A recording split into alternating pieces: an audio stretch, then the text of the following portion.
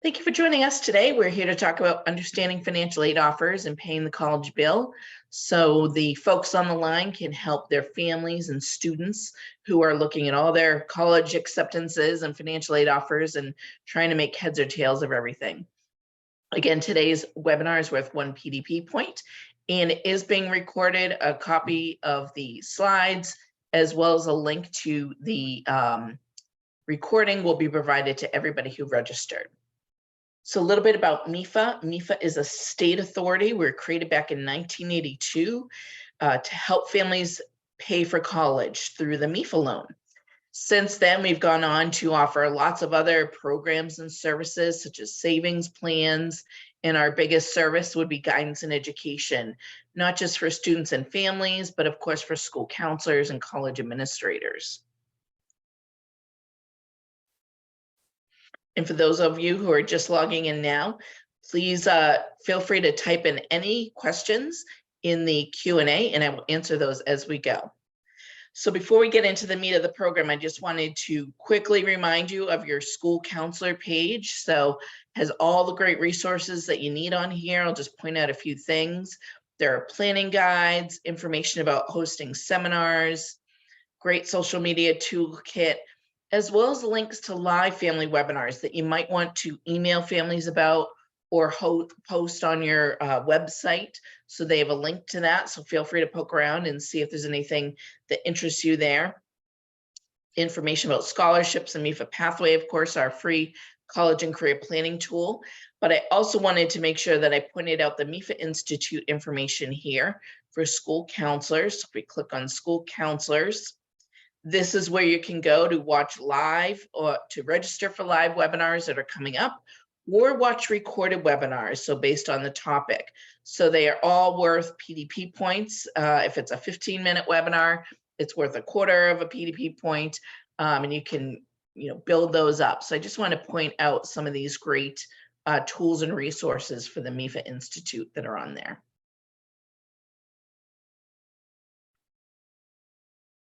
So here's what we're going to focus on today. Financial aid offers, trying to help families understand them. We have lots of these webinars going on right now. So the slides we're going to use today are going to be the same slides that we use in the PowerPoint in the presentation for families. So the language is geared towards families, but we'll talk about it a little bit different. And so we want to make sure that if families haven't applied for aid or if they don't have enough aid to cover their bill, how are they going to make the numbers work? And really looking at different acceptance letters and financial aid offers to try and make the best decision for their family that's going to work from a financial perspective.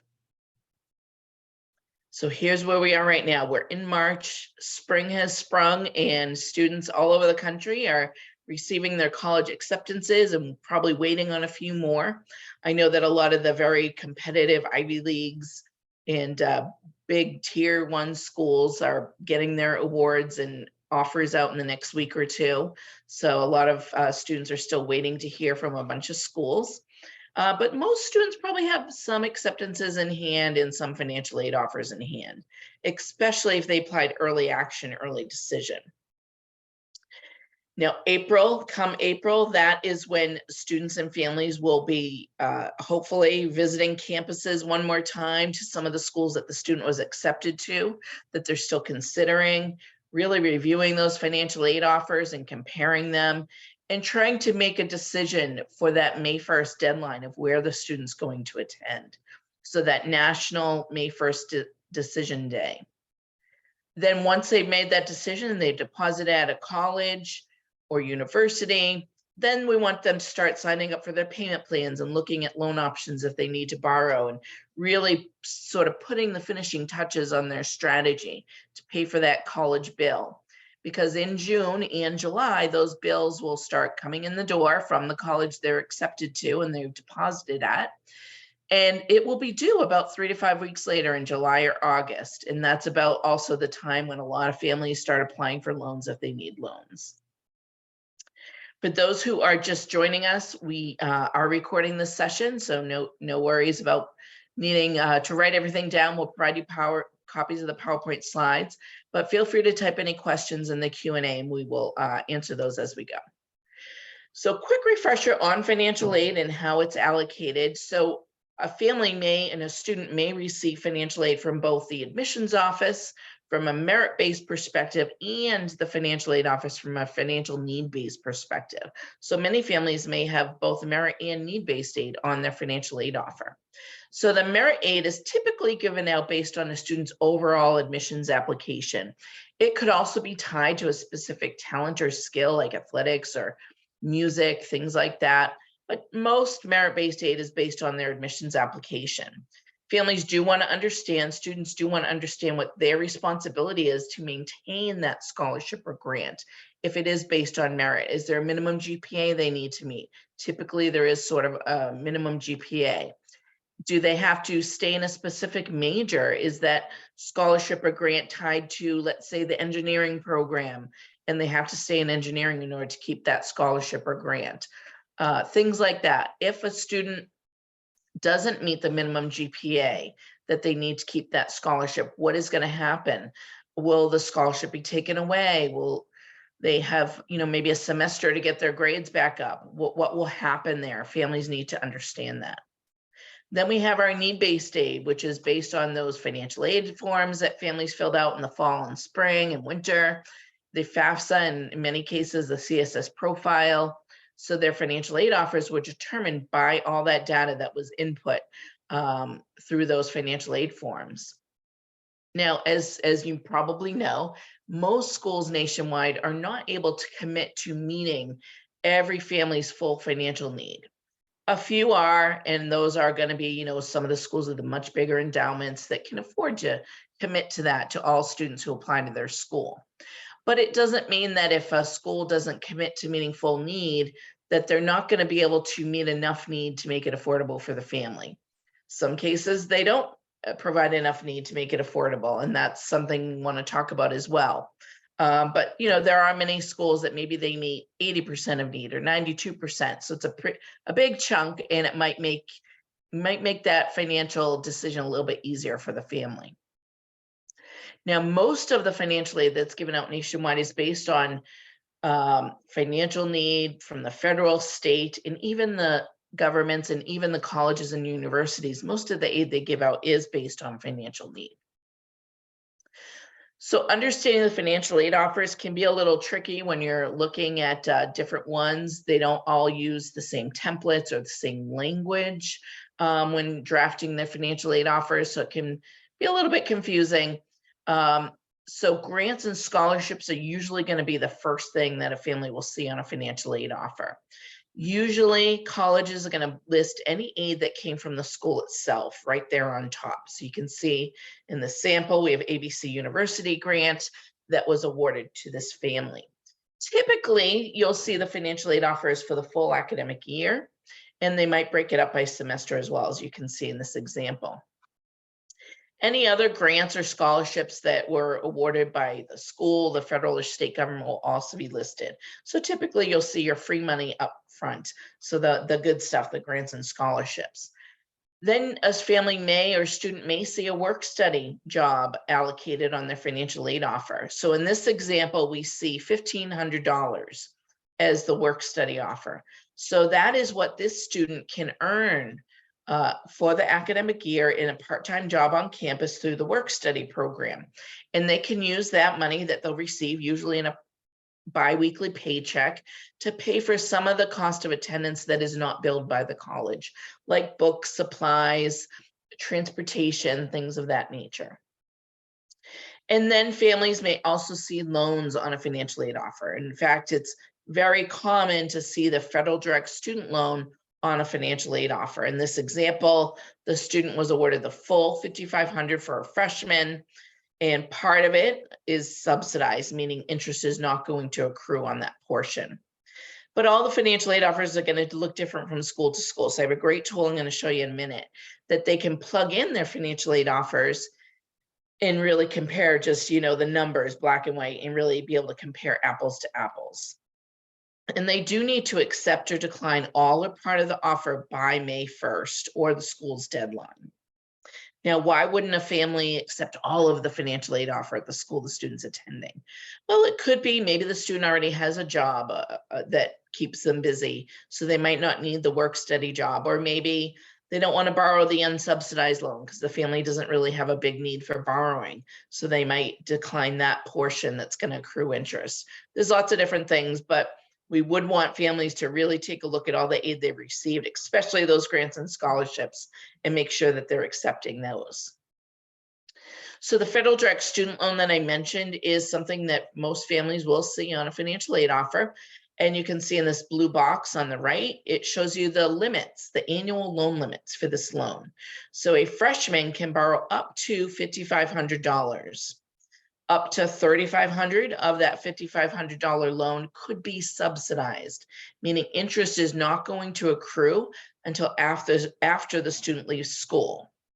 And then the rest of the loan, or for some families that don't qualify for the subsidy, it would be unsubsidized, meaning interest will accrue on that portion, or maybe even the whole loan. So the nice thing about this loan is that the student is the borrower. There's no co-borrower, there's no credit check. It is a federal program, and it gives the student the ability to take on some of the borrowing responsibility, maybe have a little skin in the game, to maybe take a little bit of the borrowing burden, maybe off their parents, something like that. The rate is fairly low comparatively to other private loans that are out there. It's 4.99% fixed currently. Now, each year, the federal government is going to reset the rates. So if a student borrowed this year, their loan is going to be fixed at 4.99% for the life of this year's loan. For students who are going to be freshmen next year, we don't know what that rate will be. It will be announced in May of 2023 for the upcoming academic year, and the new rate will go into effect as of July 1st. So we should be finding out soon in the next couple months what the rates will be. They have gone up the last couple years, so we'll see, if it goes up again this year.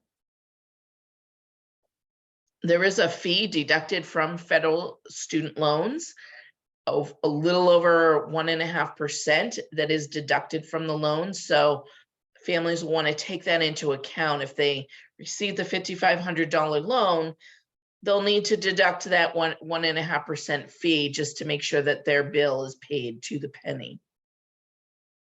Students will have to go through entrance counseling to make sure they understand their rights and responsibilities as a federal student loan borrower. Once they have deposited at a college, the financial aid office will be in contact, usually either through the school's portal or email, so that the student can sign their promissory note to take on this loan and go through their entrance counseling.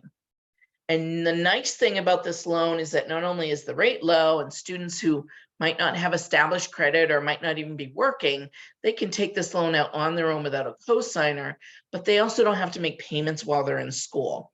And even when they graduate or leave school, there's lots of flexible repayment options, forgiveness options, things like that, that make this loan a little bit easier to deal with and a little bit easier to take on for a student. Now, we always recommend that if a family does need to borrow, that they start with this loan first. Even if mom and dad are going to help the student take on the borrowing responsibility and maybe help pay it back, the rate's low. It has really flexible repayment options. Right now, because of the pandemic and because of the payment freeze on these loans, there's things like that might happen in any environment that make these loans just a little bit more flexible than maybe even a private loan. Some families may need to go through what's called verification. Now, not every family is going to have to do this, and not every family at every school is going to have to go through verification. Some colleges do verify 100% of their aid applications, but they're not required to. So the Federal Department of Education may have a college verify a couple data points on their FAFSA on behalf of the department. So you'll want to make sure that students and families are responding to this verification request from the college, because their financial aid application, their financial aid offer, I should say, is not complete, and it won't be added to the bill and applied to the bill until they've complied with these requests. Now, a family may receive this through email, it might be a paper letter, or typically through the school's portal, where they'll send information to the student looking for this data. So it might be a tax return transcript they need to submit, or business statements, things like that. Regardless of what the school is looking for, whether the family is requested to do verification, they want to make sure that they comply with the request. If they're unsure about what it's for or what they need to get to the college, they should check in with the financial aid office to ask any questions. But it's really important that they review all the correspondence and that they comply with this request as soon as possible. I have seen families forget to do this, or pass over this, and then when they get their bill, they're shocked that their financial aid has not been applied to the bill. And that's when they might call the financial aid office and realize, oh shoot, I forgot to go through my verification and get you what you needed. So make sure that they're doing that. Now, of course, we want every family to apply for aid, make sure they are looking under every rock to see what aid is available for them, and filing the FAFSA is the first step. So we want families to do that. The deadline for the aid from the state of Massachusetts is May 1st. So we want to, we're coming up on that deadline, make sure families are filling out that FAFSA. It's not too late. And federal direct loans are available throughout the year. So if they forget to file the FAFSA, they don't think they'll need aid, they can still do that later in the year. But we want to make sure that they try to take advantage of every possibility and every financial aid opportunity. Even if a college's deadline has passed, let's say it was March 1st, families should still apply because the school may still have resources available. They still may be able to provide financial aid from the college as well. I'll talk about payment plans in a second, but payment plans, private loans, such as loans through MEFA, do not require the FAFSA to be filled out, but of course we do recommend it. Now, if a student was waitlisted at a college, and it's a college that they are still, really invested in and really interested in, there are steps that they can take to make sure that the college knows that they're still interested. But before they do that, they do want to take into consideration that colleges, many have very long wait lists, and they may not accept one student off of it, especially if it's a very, a school that's very tough to get into, has a very low acceptance rate. They may not take any students off their wait list. But some schools will take students off the wait list, but they may say, well, we'll take students off the wait list, but they may choose students who don't need any financial aid. Maybe their budgets have run out and they're accepting students who might not need aid, or they might be accepting students off the wait list to fill some enrollment management goals, such as, certain demographics or majors that they're trying to, work on, or boost up the types of students they have in specific majors.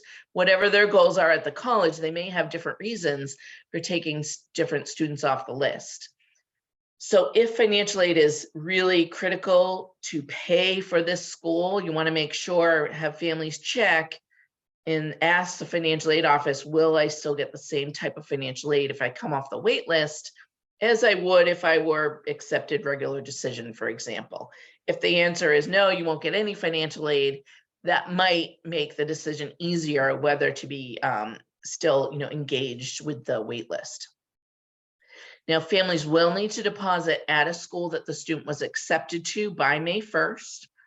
If they go through the process and get off the wait list and are accepted and decide to go to the second school where they were waitlisted, they will lose their deposit at the previous school, which could be a few $100s. So once a family and a student has taken all this into consideration, the admissions process is still happening. So they want to make sure they formally accept that spot on the wait list, stay engaged with the admissions counselor they might be working with, submit any updated grades or test scores or awards that might boost that admissions application, and really continue to show that demonstrated interest in the college, which may be taken into account to take a student off the wait list. All right, so once they've figured this out, they want to really kind of compare those financial aid offers. And I have a great tool I'm going to show you where they can do that. So they want to look at not just the college charges, the build costs. That's what they want to look at to figure out what's due at the school. So calculating what's due at the school on their bill is one step that they'll want to take into account. So they'll take the cost of attendance for the billed charges, deduct the financial aid and enrollment deposit, and that's what they're left over that they have to pay for the year. But that's not the only charges. So tuition fees, if a student is living on campus, housing and food, those are billed charges. And if the family doesn't have health insurance, they'll be billed for that as well. MEFA's college cost calculator can really help families break this down and really compare that cost of attendance so that they can understand how much free money is each school giving me? How much is the cost from school to school? So let's show this real quick. I'll just do a quick demo. Families can add up to 5 colleges here. So I'll just add in one just to show you how it works here. So the first thing they'll want to do is add in the billed costs if the student's living on campus. So that is going to be, usually there should be something about the billed costs that are sent to the family with the financial aid offer.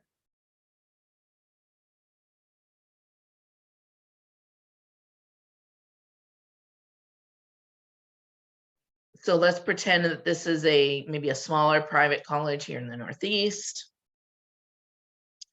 So we have our food and housing. And then we have books and supplies, which is an unbilled cost, but it's still a cost that the family will need to come up with. So they want to budget. They make sure that they're taking into account all of the costs that they might need to accrue. Now, health insurance, I mentioned, health insurance is required by every college and university. In Massachusetts, every student needs to be insured based on Massachusetts laws. So if a student is insured with their family's health plan, they can waive that cost by providing their health insurance information, which can save them over $2,000. If the student does need the school's plan, then they can purchase that school's plan. And it can be a pricey allotment, but in this case, I'm going to put in 0 because they're going to waive that cost. Then there could be other unbilled costs, technology expenses, new laptop, things like that. I'll just put in here transportation. And maybe they live locally, so, or live in New England, so they don't have to go too far. So if we scroll down, you can see the calculator is automatically adding everything up for us at a little over 63,000. Then we want to add in our free money on the financial aid offer. So we really want to think about free money different from loans. So we'll put in maybe some Pell Grant here, SEOG grant, maybe there's a Mass grant from the state, and maybe the college has been able to provide some grants and scholarships as well. If the family received any outside scholarships, they can add this in as well to do this for budgeting so they can really get down to the actual cost. And then we have our loans here. So we have our $3,500 subsidized loan and the unsubsidized loan. And if a school also gave additional loans, maybe they have an institutional loan, or some colleges do package federal plus loans, you can put that in there as well, or they can. And then maybe there's work study. So you can see, add in a work study allotment here. And then there's a spot here to put in maybe any outside gifts, or maybe a 529 plan. Maybe it's the U fund. Maybe they've decided we're going to use our U fund. So maybe the family saved 20,000. They've decided we'll do 5,000 a year out of our U fund to help pay the bill. So if we just look at just the data, if you were comparing school to school, you could really look at the costs side by side in black and white and really compare the numbers of what each school costs, the different line items, the different types of scholarships they're getting in the amounts at each school, what they're getting in loans and work study, and then come up with a bottom line number to really figure out that net cost. So in this school's case, it's 27,000. That's what the family needs to come up with. So a lot lower than that 63,000 top line number, but they still have a little bit of a ways to go at this particular college. And then families can also put this on a spreadsheet if they have more colleges than 5 that they want to calculate. But I use this tool all the time when I'm working with families who have financial aid offers that they really want to come up with a strategy to pay the bill. This is a useful tool. So what is that net price? What can the family afford? What's realistic? Very important for students and parents to be having that conversation. Now we know that this is an annual process. If families need to apply for aid, it's annually. If they need loans, they're applying each year. However, we do want them to think about it as a 4-year plan. So not just looking at year one and trying to squeak by and, you know, scrounge up some pennies to figure out how they're going to pay that first year bill, more than pennies, of course. But it could be, they do want to plan for years 2, 3, and 4, because if they are going to really, really struggle to pay for year one, it's not going to get any easier come year 2, 3, and 4. They want to think about whether the student is looking to go to graduate school. That could be something that's really important as far as borrowing limits and how much they're looking to borrow, and making a decision that makes sense for the family as far as what's affordable. Unfortunately, this time of year is often the first time that parents and students are having this conversation. But it's better to have that conversation, better late than never. So once they figured out, what they're looking at each college and what that net price is going to be, and then they want to come up with a strategy to pay that bill. And they can use this strategy to compare different financial aid offers and come up with that decision for May 1st. So looking at savings, I mentioned savings, not just through the 529 plans. Maybe they haven't been able to save, or maybe they have some savings bonds from when the child was little for christenings or birthdays, things like that. Maybe the student has some savings in their account. Maybe grandma or grandpa has set some money aside for their grandchildren and they're willing to contribute. So really, lifting up the cushions and trying to find, whatever resources are available so that they can take stock of, okay, what can we contribute that doesn't involve borrowing? Because borrowing should always be a last resort. If they have a U plan or a U fund, the phone numbers are right on our website, and they can call us to really figure out how much do they have in their plan and how do they want to utilize it. Now that the student's a senior and is going off to college, they've been planning for this. Now it's time to utilize those funds. Then they want to look at their current income. So looking at past income in the form of savings, but then current income out of their monthly paycheck or biweekly paycheck, whatever it might be, using a payment plan. So a payment plan is an interest-free budget plan that a family can pay over a period of 5 to 12 months. So it's not a loan. They're basically taking all or part of what they owe and spreading it over a period of months, so they don't have to make big lump sum payments at the beginning of each semester. There's no interest charge. There's usually a minimum enrollment fee, maybe $100 or so. And it can be a great way to, optimize their cash flow. They can afford to pay a little bit more or more than a minimum loan payment. Typically, these plans start in May, June, or July. So if a school has a 10-month plan that starts in May, they'll want to try and get on that plan as soon as possible so that they can have, a full 10 months to pay that back and to pay that payment plan so that they'll have lower payments. But even if they start later, let's say in June or July, they usually can make those back payments and get started later on that 10-month plan, or maybe even do an 8 or 9-month plan instead. But the college will have that information on their website, and typically the student accounts or bursar's office will send that to them with the bill as well. So once families have looked at savings and present income in the form of maybe a payment plan or cash out of pocket, and they still owe money, they might need to look at borrowing. And borrowing is obviously going to be a last resort, but we know that most families need to borrow in some way, shape, or form. So they'll definitely want to think about their credit history and only borrow what they need. Now, right now, when I'm talking about borrowing, I'm shifting focus on the type of loans I'm referring to.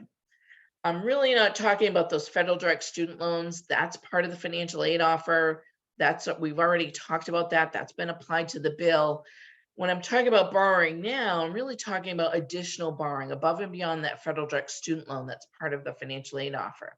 Could be a Parent Plus loan, could be a MEFA loan, could be a private loan through another lender.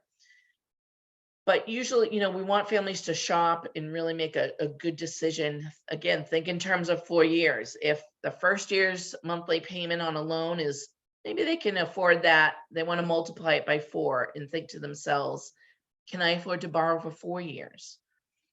If parents are expecting students to help pay back, maybe loans that they co-signed, parent loans or co-signed loans, like a loan through MEFA, for example, a family loan. Will the student really be able to help mom and dad pay that loan back if they're going to go off to graduate school, or if they're going into career that might have a lower starting salary, for example? They already have their federal direct student loans, which might be about $300 a month. Can they afford to pay back the parent loans as well? Once all of that's been taken into account, then it comes time to really look at the loans and shop and look at the fine print. We have a couple of great webinars coming up in June and July about comparing loan options. Those are for families. We have the recorded version on our website from last June and July that families can look at any time during the year. It's really important for them to really understand what they're looking at and to make a decision on the loan that's going to make sense. And if they are shopping, multiple credit inquiries, so maybe they apply for 2 different education loans within a 45-day window, will only count as 1 credit hit on their credit report. So when they're trying to understand and think about borrowing as part of that strategy to pay the bill, we have another great calculator here where they can estimate their loan payments. So this is strictly for a MEFA loan that I'm going to show you, but most lenders have some sort of calculator on the website to give families a resource to help pay that balance. So let's pretend with this example that the family needs to borrow $20,000. And the student's a freshman, so we're going to have 4 years before graduation. Now, above and beyond the federal direct student loan, credit-based loans like loans through MEFA or even the PLUS loan or other loans do require good credit on the behalf of the cosigner. So for this example, I'm going to say that my credit is very good, right in the middle there. And I'll hit calculate. And you can see MEFA has 5 different repayment options that families can choose from. And it will show them what the monthly payment will be for each repayment option, what the interest rate will be. So we can see 10-year loans and 15-year loans where the family starts paying principal and interest while the student's in school. Now that rate is going to be those are going to be the lowest rates compared to maybe a deferred option or interest only, because they're making payments while the student's in school, and they're also going to reduce their total cost. So you can see the rates grow as the family pushes out their repayment. So not only are the rates maybe slightly higher, but also that total cost, which is that third row here in white. You can see that $20,000 loan with the lowest interest rate is almost $27,000 if they make minimum payments for the full term of that loan. But let's say we jump over a couple columns, and if they wanted to defer while students in school, so the deferred 15-year repayment, that's a little over $36,000 for that $20,000 loan. And these are looking at MEFA rates, which are much lower than most lenders in the industry because we're a state authority. So you can imagine if families are looking at, God forbid, double-digit interest rates, which is what some lenders might charge, it can be so much more astronomically more costly. So they really want to make a good decision and do their due diligence about what they're looking to borrow. They can always call MEFA to get help with creating this strategy. And I like to call it a combination strategy. So for the family who owes $20,000 as an example, they don't necessarily have to borrow the full $20,000 up front. As we just saw in the calculator, a payment on a $20,000 MEFA loan, if we use round numbers, could be about $200 a month. So that's the first question I would want to ask a family is, how much can you afford per month? If they said, more than $200, I'd say, okay, great. We don't need to borrow it all. Let's look at that payment plan first. So in this example, the family said to me, I can afford $600 a month. So we're going to use a little bit of savings. Student has contributed towards savings. Maybe parents saved a little bit and they're going to contribute. So we want to chip away at that balance due. And then they're going to do $500 a month on a $5,000 payment plan. So by using savings and payment plan, they've cut their bill in half. So now they only have to borrow $10,000 at about $100 a month versus the full 20, which can save a ton in that total cost of the loan. So $600 for the affordable payment, $500 on a payment plan, $100 on that loan, and that's what they can afford for this year. Now that's for a $20,000 balance. We could be looking at a much lower affordable monthly payment, maybe a lower balance due. So this combination strategy can work no matter what the balance due is. It's just a matter of understanding and for families to think about, what is my affordable monthly payment? What can I contribute per month? And in some cases, that amount might be zero. They might, maybe one of the parents is unemployed, or who knows what could be going on there. A lot of families are having difficulty trying to pay these college bills, so it might be zero, and that's where they might need to look at a different school or maybe look at a deferred option, something like that. So we mentioned the timeline at the beginning of the webinar. So just to look even further ahead and get into a little bit more detail about that, the fall semester bill will be sent out around June or July. For most schools, it'll be due about 3 to 5 weeks later in July or August. We don't want families to wait till the last minute to sign up for that payment plan. They want to get on that payment plan as soon as they can if they're going to use that to pay their bill. If they think they might need to borrow, they should give themselves a little bit of a 2-week cushion before the bill's due. Make sure they apply a little bit earlier. They don't have to apply in May. They can wait till June or maybe even July if the bill's not due till August, but they want to give themselves a little bit of a cushion. If they were to apply, let's say for a MEFA loan online, instant credit decision, they can have the whole process done in about 20 minutes. It's really quick. However, we advise them to give themselves a 2-week cushion so that they're not stressed in doing it last minute. And who knows what may be on a credit report, maybe that they didn't realize. Maybe they put a credit freeze on their credit report and they forgot to take the freeze off, so they have to deal with that. Have the freeze lifted so that they can apply for the loan. We've seen that before. Identity theft, things like that. So they want to give themselves a little bit of a cushion. And so we're getting towards the end. So I do want to invite folks to put a question in the Q&A. If you have any questions, I'm happy to answer those. So this is the time of year that I also get lots of questions. And one of the most common questions I get talking to families is, where can I get more free money? Where can we get more scholarships? Typically at this time of year, they're waiting to hear back from the high school about any local scholarships they applied for. Usually, as you know, as school counselors, they'll find out about that around graduation time. But there are other scholarships that the student could be applying to, maybe through community-based organizations or nonprofits that they're involved with. Maybe they're volunteering, or maybe even the family or one of the parents' employers might have scholarships. They should continue to keep searching. They can do the national scholarship searches, maybe on MEFA Pathway, FastWeb, or College Board. MEFA is always sending out new scholarship alerts when we find out about new scholarships that we think families might be interested in, students might be interested in. So definitely want to follow us there and keep an eye on that. But it's never too late to start, looking for scholarships. They should definitely continue to do that. Now, here in Massachusetts, we have a great public college system.